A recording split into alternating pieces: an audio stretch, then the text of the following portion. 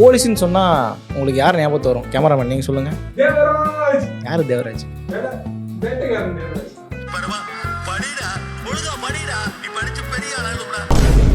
இன்னைக்கு சினாரியோவில் இருக்கக்கூடிய ஒரு லேடி ஐபிஎஸ், லேடி சிங்கம் தான் அவங்கள வந்து சொல்கிறாங்க.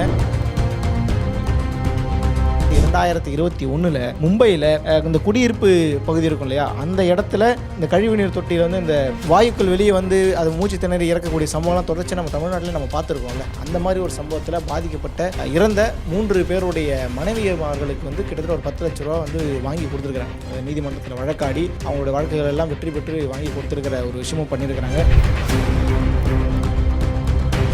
அட்வொகேட்டாக இருந்த டைம்லேயே கொரோனா காலகட்டத்தில் 2019-20 காலகட்டத்தில் தான் என்ன பண்ணுறாங்கன்னா யூபிஎஸ்சி கிளியர் பண்ணுறாங்க. அது முதல் முறை கிளியர் பண்ணும்போது அவங்களுக்கு அந்த அளவுக்கு பாஸ் ஆகலை. செகண்ட் அட்டம்ப்டில் வந்து 133 ரேங்க் எடுத்து ஐபிஎஸ்ஸாக பரிணாமம் அடைந்து இன்னைக்கு பாண்டிச்சேரியில் எஸ்பியாக வலம் வந்து கொண்டிருக்கிறார் இஷா சிங் ஐபிஎஸ். இந்த போலீஸ் குடும்பத்திலிருந்து வந்த இஷா சிங் தான் அன்றைக்கி ஒரு சூப்பரான சம்பவத்தை பண்ணிவிட்டு போனாங்க. அவங்க ரொம்ப ஓப்பனாகவே சொன்னாங்க, 40 பேரை கொண்டு இருக்கீங்க அப்படிங்கிற மாதிரிலாம் சொல்லி மிகப்பெரிய அளவில் அதுவும் சர்ச்சை பொருளாக மாறுச்சு. இதே இஷா சிங் தான் இதுக்கு அந்த வீடியோக்கு முன்னாடி ஒரு வீடியோ வந்து இப்போ சமூக வலைதளங்களில் வைரல் ஆகிட்டு இருக்கு. எல்லாரையும் உள்ளே விடும்பொழுது அவ்வளோ சிரிச்ச முகத்தோடு அவங்கள வந்து உள்ளே விட்டுட்டு இருக்காங்க. இந்த பார்வையாளர்கள், அதாவது தொண்டர்களை, தாவேக தொண்டர்களை உள்ளே விட்டுட்டு இருந்தாங்க. அதுவும் சமூக வலைதளங்களில் வைரல் ஆச்சு. ஒரு பக்கம் என்ன பேச ஆரம்பிச்சிட்டாங்கன்னா, பல பேர் சமூக வலைதளங்களில் அந்த அரைகுறை ஆடை போட்டுக்கிட்டு இன்ஸ்டா ரீல்ஸ் பண்ணிக்கிட்டு செய்யக்கூடாத விஷயங்கள் எல்லாம், ஏன்னா சின்ன பசங்க முதற்கொண்டு எல்லாருமே இன்ஸ்டாகிராம் சமூக வலைதளங்கள் இருக்கிறாங்க. சமூக வலைதளங்களில் எதையெல்லாம் பண்ணக்கூடாதோ, இந்த நெகட்டிவ் ப்ரொமோஷனாக இருக்கட்டும், தர்பூசணியை வச்சுன்னு கையை ஆடினு கூட அந்த மாதிரி நபர்கள் எல்லாம் இன்னைக்கு ஃபேமஸ் ஆகிறதா இருக்கட்டும்.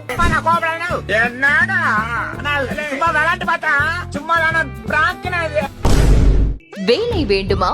ப்ளூ ஓஷன் இருக்கிறது.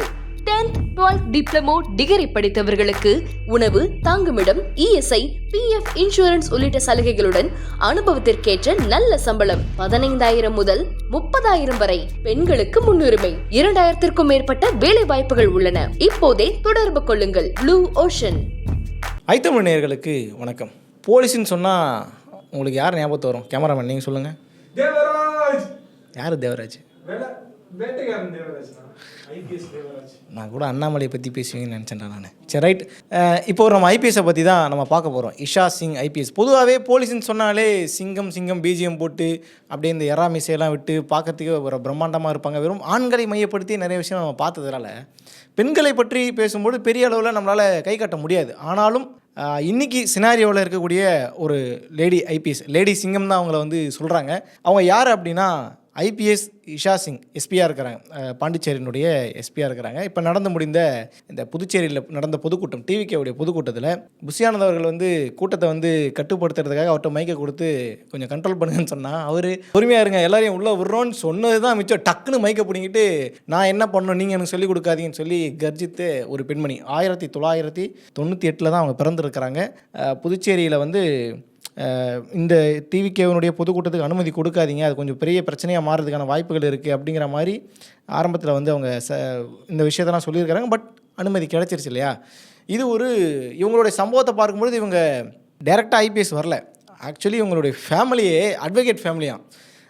ஒருத்தராக நான் சொல்கிறேன், இவங்க அப்பா மிகப்பெரிய சம்பவக்காரராக இருக்கார். இந்த ஜீர்தண்டா சம்பவ கிளப்போட தலைவங்கிற மாதிரி அவங்க அப்பா பெரிய சம்பவக்காரராக இருக்கார். ஃபஸ்ட்டு இஷா சிங் அவங்கள பற்றி நம்ம பார்க்குறதா இருந்தால் இவங்களுடைய வாழ்க்கை பயணமே வந்து அட்வொகேட்டில் தான் ஆரம்பிச்சிருக்கு. பெங்களூர் இருக்கக்கூடிய நேஷனல் ஸ்கூல் ஆஃப் லாவில் தான் வந்து அட்வொகேட் படித்து முடிச்சிருக்கிறாங்க. முக்கியமாக சொல்கிறதா கார்ப்பரேட்டில் நிறைய வேலைகள் எல்லாம் பெரிய வேலைகள் எல்லாம் வந்துச்சு. பட் அதையெல்லாம் ஒதுக்கி வச்சுட்டு சமூகம் சார்ந்த, அதே போல் மனித உரிமை சார்ந்த, பொதுநல வழக்குகள் சார்ந்த விஷயங்களை வந்து இயங்க ஆரம்பிச்சிட்டாங்கன்ற மாதிரியும் இவ்வளோ வரலாறு சொல்லப்படுகிறது. 2021 மும்பையில் இந்த குடியிருப்பு பகுதி இருக்கும் இல்லையா, அந்த இடத்துல இந்த கழிவுநீர் தொட்டியில் வந்து இந்த வாயுக்கள் வெளியே வந்து அது மூச்சு திணறி இறக்கக்கூடிய சம்பவம்லாம் தொடர்ச்சி நம்ம தமிழ்நாட்டில் நம்ம பார்த்துருக்கோம்ல. அந்த மாதிரி ஒரு சம்பவத்தில் பாதிக்கப்பட்ட இறந்த 3 பேருடைய மனைவியர்களுக்கு வந்து கிட்டத்தட்ட ஒரு 10 லட்ச ரூபா வந்து வாங்கி கொடுத்துருக்குறாங்க. அது நீதிமன்றத்தில் வழக்காடி அவங்களுடைய வழக்குகள் எல்லாம் வெற்றி பெற்று வாங்கி கொடுத்துருக்கிற ஒரு விஷயமும் பண்ணியிருக்கிறாங்க.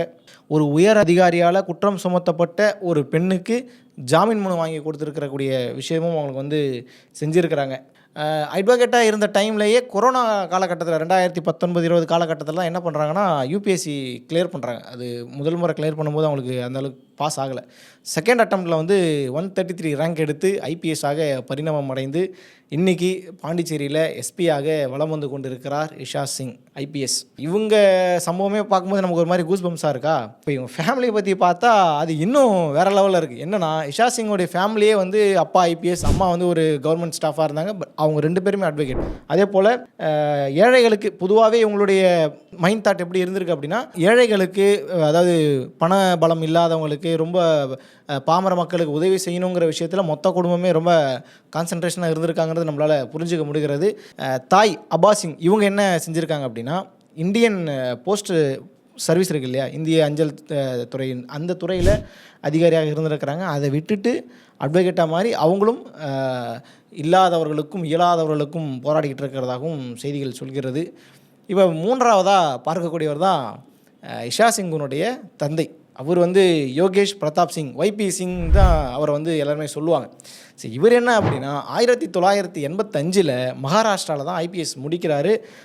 முடித்து வர்தாவில் வந்து மகாராஷ்டிராவில் கூடிய வர்தாங்கிற பகுதியில் முதல் பணி அவருக்கு கொடுக்குறாங்க. மாவட்ட காவல்துறை, அதே போல் உணவு நிர்வாகத்தில் அவர் இருந்திருக்காரு. சிபிஐ சார்ந்த, ரிசர்வ் போலீஸ் சார்ந்த நிறைய இடங்களில் வந்து ரைடு நடத்தியிருப்பது அவருடைய ஸ்பெஷலிஸ்ட். அவர் வந்து ரைடு ஸ்பெஷலிஸ்ட்னே சொல்லுவாங்க அவர். சிபிஐயில் US 64 அப்படிங்கிற ஒரு முறைகேடு குறித்து அவர் வந்து விசாரணை செஞ்சுருந்தார்.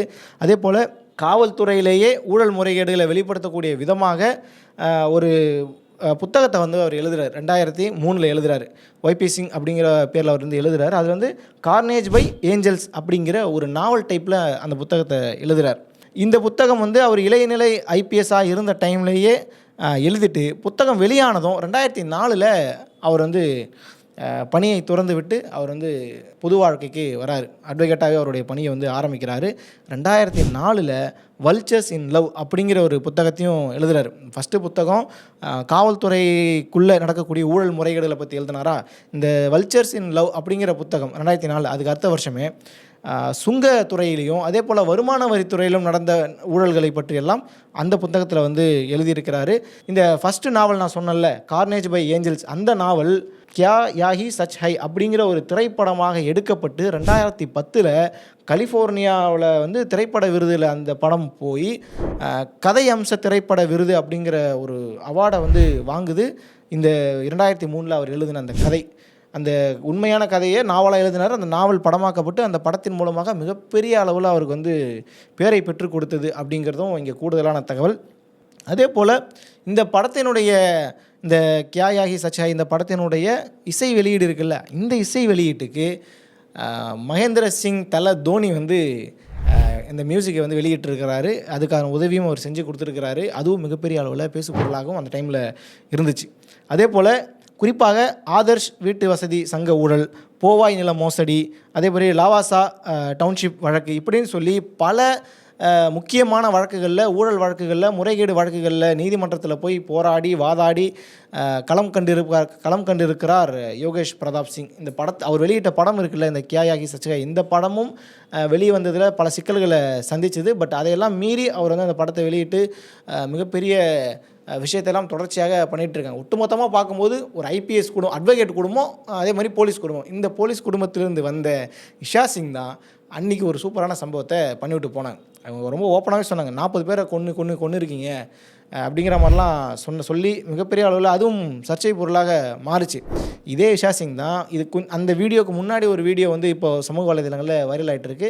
எல்லாரையும் உள்ளே விடும்பொழுது அவ்வளோ சிரித்த முகத்தோடு அவங்கள வந்து உள்ளே விட்டுட்ருக்காங்க. இந்த பார்வையாளர்களை, அதாவது இந்த தொண்டர்களை, தாவேக தொண்டர்களை உள்ளே விட்டுட்டு இருந்தாங்க. அதுவும் சமூக வலைதளங்களில் வைரல் ஆச்சு. ஒரு பக்கம் என்ன பேச ஆரம்பிச்சிட்டாங்கன்னா, தாவேகாவை காவல்துறை கட்டுப்படுத்துகிறது, அது படுத்துகிறதுன்னு ஒரு பக்கம். இன்னொரு பக்கம் பாஜக வந்து இப்படி சாதிச்சிருச்சு அப்படி சாதிச்சிருச்சுன்ற மாதிரிலாம் சொல்லிட்டு இருந்தாங்க. பட் அந்த 2 வீடியோவும் பார்க்கும்பொழுது ஒரு காவல்துறை என்ன வேலையை செய்யணுமோ, ஏன்னா நாளைக்கு 5000 பேர்னு சொன்னீங்க, டோக்கன் கொடுத்தீங்க, பாஸுக்கு கொடுக்குறவங்க மட்டும் தான் உள்ளே வரணும்னு சொன்னீங்க. பிறகு இடம் இருக்குங்கிற காரணத்தினால வெளியில் இருக்கக்கூடியவர்களையும் உள்ளே விட்டுடலாம் அப்படிங்கிற ஒரு முடிவு எடுத்து நீங்கள் ஒரு ஆளாக விட்டுட்டு இருந்தீங்க. நாளைக்கு ஒரு அசம்பாவிதம்னு ஒன்று ஏற்படுது அப்படின்னா இவங்க தான் போய் பதில் சொல்லி ஆகணும். நம்ம வந்து கூட்டத்துக்கு விடலை அப்படின்னு நீங்கள் வந்து தாவேக்க தொண்டர்கள் ஒரு பக்கம் புலம்புனாலும் சரி, அதாவது கண்ணீர் விட்டு கதறினாலும் சரி, நாளைக்கு ஏதோ ஒரு ஒரு பிரச்சனை, யாருக்கா அங்கே ஏதோ ஒரு அசம்பாவிதம் நடந்துருச்சு அப்படின்னா ஒட்டுமொத்த பழியையும் சுமக்க வேண்டிய இடத்துல இஷா சிங் இருக்கிறாங்கன்ற காரணத்தினால தான் அவங்க உள்ளே விடாமல் இருந்திருக்கிறாங்கன்றது தான் கலை யதார்த்தம். அப்போ இஷா சிங் செய்த எந்த ஒரு செயலுமே தவறே கிடையாது. அவங்க ஒரு காவல்துறை என்ன வேலையை செய்யணுமோ அதை ரொம்ப அழகாகவே அவங்க செஞ்சுருக்கிறாங்க. இஷா சிங் சாதாரண ஒரு நபராக நம்ம ஒரு ஐபிஎஸ் வந்தாங்க, படித்தாங்க, ஒரு எலைட் குடும்பத்தில் இருந்தாங்க அப்படிங்கிறதெல்லாம் தாண்டி அவங்க போராடின வழக்குகள் பொதுநல வழக்குகள், அவங்க போராடின விஷயம் ஏழை சமூகத்துக்காக, பாமர சமூகத்துக்காக, அதாவது இல்லாதவர்களுக்கும் இயலாதவர்களுக்கும் போராடி இருக்கிறாங்க. அட்வொகேட்டாக இருக்கும்போது அவங்க ஒரு பேட்டியில் வந்து சொல்லும்போது ஒரு சூப்பரான விஷயத்தை சொல்லியிருந்தாங்க. சட்டத்துக்கு முன்பாக அனைவரும் சமம், எந்த பேதமும் கிடையாது. ஆனால் இதை பேசுகையில் அதெல்லாம் வெறுமனே சட்ட புத்தகத்தில் மட்டுமே சாத்தியம், யதார்த்தம் வேறாக இருக்கும் என்றனர். சட்டத்தை எந்த பேதமும் இல்லாமல் அமல்படுத்தும் இடத்துக்கு வர வேண்டும் என்பதற்காகத்தான் ஐபிஎஸ் ஆனேன் அப்படின்னு சொல்லி சமீபத்தில் நடந்த ஒரு பேட்டியில் வந்து இஷா சிங் குறிப்பிட்டிருக்கிறாங்க. இந்த இஷா சிங்கை இன்றைக்கி வந்து ஒட்டுமொத்த ஊடகங்களும் சமூக வலைதளங்களும் பாராட்டுகிறது, சீராட்டுகிறதுங்கிற அளவுக்கு பேசு பொருளாக மாறியிருக்கிறது. இந்த சம்பவம் நிகழ்ந்த பிறகு, இந்த தாவேக்காவினுடைய இந்த பொதுக்கூட்டம் புதுச்சேரியில் முடிஞ்ச பிறகு எந்த ஒரு அசம்பாவிதமும் இல்லாமல் ரொம்ப அழகான முறையில் அமைச்சு கொடுத்தீங்க அப்படிங்கிற காரணத்தை சொல்லி பாண்டிச்சேரியினுடைய உள்துறை அமைச்சராக இருக்கக்கூடிய நமச்சிவாயம் பாராட்டு தெரிவித்து சால்வையெல்லாம் போர்த்தி அவங்கள வந்து கௌரவித்தார். இதற்கு அடுத்து அவர்களுக்கு பதவி உயர்வு கிடைப்பதற்கான வாய்ப்புகளும் நிறைய இருக்கிறதாகலாம் செய்திகள் வந்து கொண்டு இருக்கிறது. கிட்டத்தட்ட இது வரைக்குமே நம்ம வந்து ஐபிஎஸ்ன்னு சொன்னோடனே நிறைய பேரை பார்த்துருக்கோம். இப்போ ஐஏஎஸ் இருந்தால் சசிகாந்த் செந்தில் அப்படிங்கிற ஒரு சில குறிப்பிட்ட பேர் ஞாபகத்தில் இருக்கும்ல. ஐபிஎஸ்னால் அண்ணாமலை அப்படிங்கிற மாதிரி ஒரு பக்கத்து மாநிலமாக இருந்தால் கூட, வட மாநிலமாக இருந்தால் கூட ஒரு பெண் அதிகாரி இன்றைக்கி பேசு பொருளாக சமூக வலைதளங்களையும் ஊடகத்தையும் ஒட்டுமொத்த சென்சேஷனலாக அவங்க வந்து மாற்றி இருக்கிறாங்கன்றது மிகப்பெரிய ஒரு விஷயம். இந்த பெருமையெல்லாம் தாவேக்கா தொண்டர்களுக்கு தான் சேரும். ஏன்னா நீங்கள் ஒழுங்காக இருந்தால் இந்த மாதிரி ஒரு நபர் இருக்காங்கன்னு வெளியே தெரிஞ்சிருக்காது. நீங்கள் வழக்கம் போல் ஏதாவது ஒரு வேலையை பார்க்க போய் தான் உங்களை தடுத்து இந்த இஷா சிங் ஐபிஎஸ் வந்து இன்றைக்கி ஃபேமஸாக மாறிடுறாங்க. ஆல்ரெடி அவங்க ஃபேமஸான ஆள் தான். பட் இருந்தாலும் இந்த சம்பவத்தில் இன்னும் அவங்களுக்கு வந்து ஒரு நல்ல லைம்லைட் கிடச்சிருக்கு. பொதுவாகவே வந்து ஆரம்பிக்கும் போது எல்லாமே இப்படி தான் ஆரம்பிக்கும். உண்மையிலே இவங்க இதே பாதையில் கண்டினியூஸாக இருந்தாங்கன்னா அவங்களுக்கு பாராட்டுகள், வாழ்த்துக்கள் ஐத்தமிழ் சார்பாகவும் என் சார்பாகவும் நான் சொல்லிக்கலாம். பட் இப்படி தான் வந்து கன்னடிகா சிங்கம்னு அண்ணாமலையை ஆரம்பத்தில் கொண்டு வந்து அவர் பார்த்திங்களா இவ்வளோ பெரிய சம்பவம் பண்ணியிருக்காரு தெரியுமான்னு சொல்லிலாம் போட்டு அந்த டைம்லேயே அவர் வந்து வீடியோலாம் எடுத்து பெரிய ஃபேமஸ் ஆகிறதுக்கான முயற்சிகள்லாம் பண்ணி கடைசியில் பாஜகவில் பூந்து இன்றைக்கி என்ன நிலைமையில் இருக்காருங்கிறதால நமக்கு எல்லாருக்குமே தெரியும். அந்த மாதிரி ஒரு நிலைமைக்கு போயிட போகிறாங்க அப்படிங்கிற ஒரு இயக்கமும் பலருக்கும் ஒரு பக்கம் இருந்து கொண்டு இருக்க, பல பேர் சமூக வலைதளங்களில் அந்த அரைகுறை ஆடை போட்டுக்கிட்டு இன்ஸ்டா ரீல்ஸ் பண்ணிக்கிட்டு அதே போல் செய்யக்கூடாத விஷயங்களெல்லாம், ஏன்னா சின்ன பசங்க முதற்கொண்டு எல்லாருமே இன்ஸ்டாகிராம் சமூக வலைதளங்கள் இருக்கிறாங்க. சமூக வலைதளங்களில் எதையெல்லாம் பண்ணக்கூடாதோ, இந்த நெகட்டிவ் ப்ரொமோஷனாக இருக்கட்டும், இந்த தர்பூசணியை வச்சுன்னு கையை ஆட்டின்னு இருக்கக்கூட அந்த மாதிரி நபர்கள் எல்லாம் இன்றைக்கி ஃபேமஸ் ஆகிறதா இருக்கட்டும்,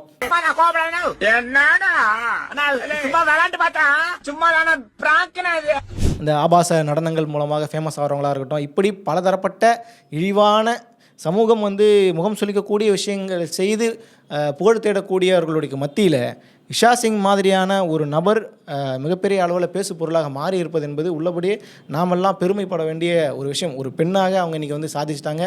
அதே போல் ஒரு மகளாக அவங்க வந்து சாதிச்சிருக்கிறாங்க. அவங்க குடும்பமே வழக்கறிஞர் குடும்பம், ஏழைகளுக்காக அதே போல் பாமர மக்களுக்காக அவங்க வந்து போராடிட்டு இருக்காங்க. பல முறைகேடுகளை தைரியமாக அவங்களுடைய தந்தை பிரதாப் சிங் வைபி சிங் வந்து எதிர்த்து பேசிக்கிட்டு இருக்காரு. இப்படிப்பட்ட சூழலில் இவங்க இந்த அளவுக்கு கர்ஜித்தது என்பது ஆச்சரியப்படக்கூடிய விஷயமே இல்லை. இதுதான் இஷா சிங் அவர்களுடைய ட்ராக் ரெக்கார்ட். குறிப்பாக வைபி சிங் அவருடைய ட்ராக் ரெக்கார்ட். மொத்த குடும்பமும் இன்றைக்கி களத்தில் இறங்கி களமாடி கொண்டு இருக்கிறார்கள். இதுதான் நம்ம சொல்ல வந்த விஷயம். ஸோ இதுதான் இப்போதைக்கு இஷா சிங் பற்றிய கூடுதலான தகவல். இது வரைக்கும் எந்த செய்தி நிறுவனங்களும் சொல்லாத ரொம்ப அற்புதமான சிறப்பான தகவல்.